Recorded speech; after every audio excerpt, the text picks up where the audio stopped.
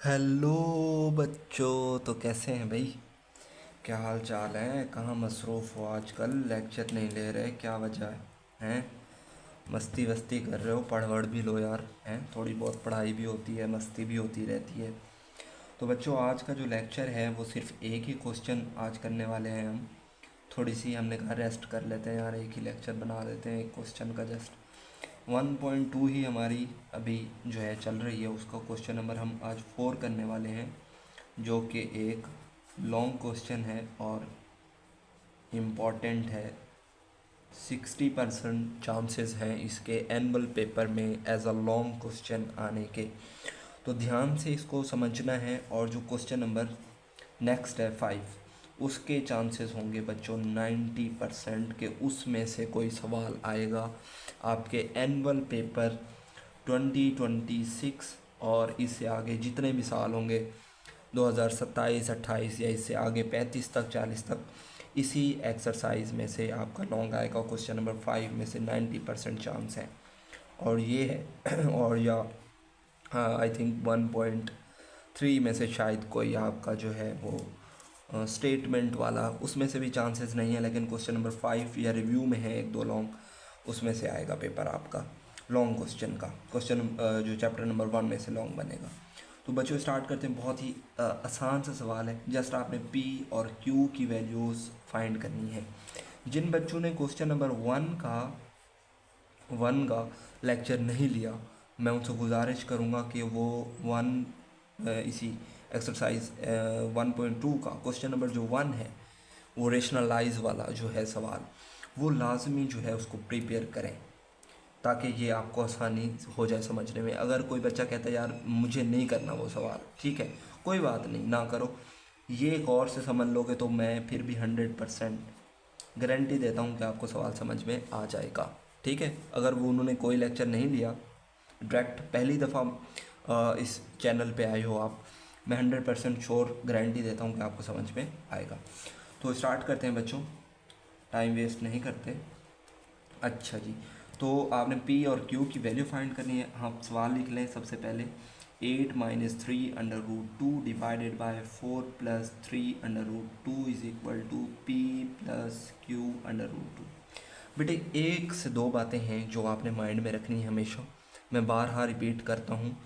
एक तो जब भी लेक्चर लें, रजिस्टर और पेन और आपके पास एक आल फंक्शन वाला कैलकुलेटर मौजूद होना चाहिए।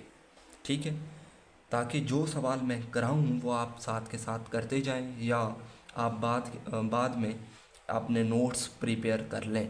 एक रजिस्टर लें अच्छा, उसके ऊपर नोट्स बनाएं, ताकि जब आपके एनुअल पेपर हों और मैं आपको गेस्ट पेपर दूंगा इंशाल्लाह, तो वो आपके पास ऑलरेडी सवाल हुआ हुआ हो, जस्ट आप उसको देख लें और आपकी तैयारी हो जाए। ठीक है बच्चों। और उन टीचर से तो ख़ास तौर पर जो है वो आप अवॉइड करें उनको, जो पहले ही क्वेश्चन करके ठहरा देते हैं और आपको बता देते हैं ये यूँ हो गया, ये यूँ हो गया, यूँ हो गया। वो सारे 2 नंबर हैं। वो नहीं समझा सकते कभी भी आप लोगों को।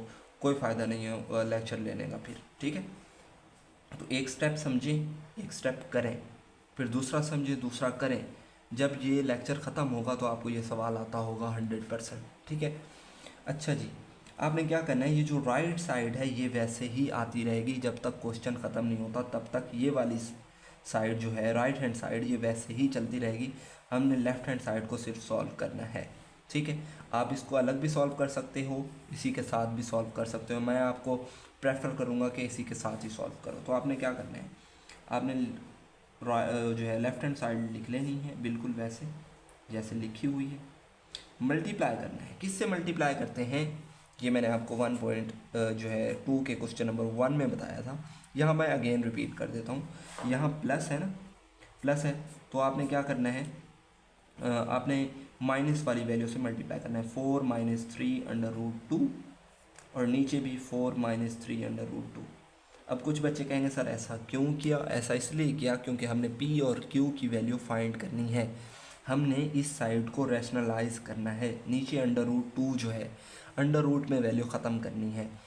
जो राइट साइड है वो वैसे आ जाएगी P + Q √2। ओके, ये वैसे आ जाएगा। अब आपने क्या करना है, ऊपर वाली को ऊपर वाली के साथ मल्टीप्लाई करना है, नीचे वाली को नीचे वाली के साथ मल्टीप्लाई करना है। जो कि मैंने आपको इसके क्वेश्चन नंबर 1 में भी बताया, आपको 2 में भी बताया और 3 में भी बताया। अब मैं 4 में भी आपको यही बात बताने वाला हूँ। ठीक है, जब भी ऐसे वैल्यू आ जाए तो ऊपर वाली को ऊपर वाली के साथ और नीचे वाली को नीचे वाले के साथ मल्टीप्लाई कर देते हैं। ओके, तो आपने ब्रैकेट में लिख लेना है, बस आपने क्या लगा देनी है, जस्ट ब्रैकेट्स लगा देनी है। हम अपने स्टेप्स जो है वो थोड़े से इंक्रीज़ कर रहे हैं, क्योंकि आगे मैं एक जो है स्टेप वो शॉर्ट करूँगा, क्योंकि वो आप लोगों को मसला होता है करने में उस स्टेप को, तो वो आपका यहाँ पर काम पूरा हो जाएगा। ये वाला जो स्टेप हमने किया ये एक इजाफी स्टेप है, ठीक है, ताकि आपको नंबर पूरे मिलें, पूरे जो आपके 4 नंबर हैं, 4 नंबर का 5 नंबर का हो सकता है इस दफ़ा, ठीक है, तो वो आपको पूरे ही मिले। अब आपने क्या करना है, कैलकुलेटर उठा लेना है, ऊपर वाली वैल्यू लिखनी है दोनों और उनको मल्टीप्लाई करना है। कैसे, आपने ब्रैकेट स्टार्ट कर दी, क्या लिखा हुआ है जी, 8 minus 3 under root and 2, and then bracket close करने के लिए आप ये जो साइड वाली की है, बटन है, इसको प्रेस करना है एंड देन ब्रैकेट क्लोज करनी है। ओके बच्चों, ये लाजमी काम करना है। उसके बाद अगेन आपने ब्रैकेट स्टार्ट करनी है, उसके बाद है जी 4 माइनस 3 अंडर रूट 2 एंड फिर आपने ब्रैकेट क्लोज कर देनी है। तो ये ऊपर वाले का जवाब आ गया, ऊपर वाले का जवाब आ गया 50 माइनस 36 अंडर रूट 2। जैसे मैंने आपको कराया बिल्कुल वैसे करना है आपने, यूँ नहीं करना 8 को 4 के साथ फिर 8 को माइनस 3 अंडर रूट 2 के साथ। वो एक लेंथी मेथड है, उसमें 95% जो बच्चे हैं वो गलती करते हैं। बजाय इसके कि आप गलती करें, आप इस कैलकुलेटर की हेल्प ले सकते हैं। ओके बच्चों, नीचे वाले को भी बिल्कुल ऐसे ही करना है, ऐसे। ये भी मैं बता देता हूँ, ब्रैकेट शुरू 4 + 3 अंडर रूट 2 और यहाँ से क्लोज कर दी and then 4 minus 3 under root 2। Okay बच्चों, तो इसका सॉरी आई थिंक कहीं मिस्टेक हो गई है, ब्रैकेट 4 + 3 अंडर रूट 2 और यहाँ पर ब्रैकेट क्लोज कर दी हमने और यहाँ पर है जी 4 माइनस 3 अंडर रूट 2, यहाँ क्लोज कर दी। तो ये आपके पास जवाब आ गया जी -2, ठीक है, -2 आ गया। अब इस -2 को आपने 50 से भी अलग डिवाइड कर देना है एंड -36 के नीचे भी अलग। कैसे, ऐसे 50/-2 अलग, -36 अंडर रूट 2 एंड फिर -2 अलग आपने कर देना है। ओके, अच्छा यहाँ पर जो है p + q अंडर रूट 2 भी लिखना था, हमने नहीं लिखा। ओके बच्चों, तो इसको सॉल्व करेंगे तो -25 आ जाएगा, ये माइनस और ये माइनस क्या हो जाएगा प्लस। 36 को अगर 2 से आप डिवाइड करें तो 18 आता है और under root 2 is equal to p + q under root 2।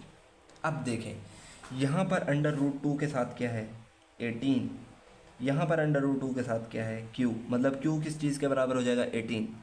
बगैर अंडर रूट 2 के यहाँ पर क्या है 25, यहाँ पर बगैर अंडर रूट के वैल्यू कौन सी है p, तो p बराबर हो जाएगा -25 एंड q हो जाएगा आपका 18।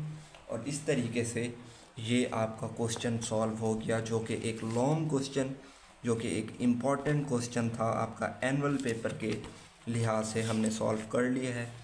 ठीक है बच्चों, अब आपका जो काम था वो आपने काम लाजमी करना है। क्या काम है, शेयर करना है, कमेंट बॉक्स में लाजमी कमेंट करके आपने बताना है कि सर वाकई जो है really your method of teaching is really good.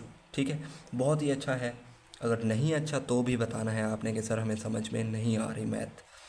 ठीक है बच्चों, गुड बाय, अल्लाह हाफिज़। ख्याल रखना अपना बहुत सारा, खुश रहो, आबाद रहो, सलामत रहो, अल्लाह हाफिज़।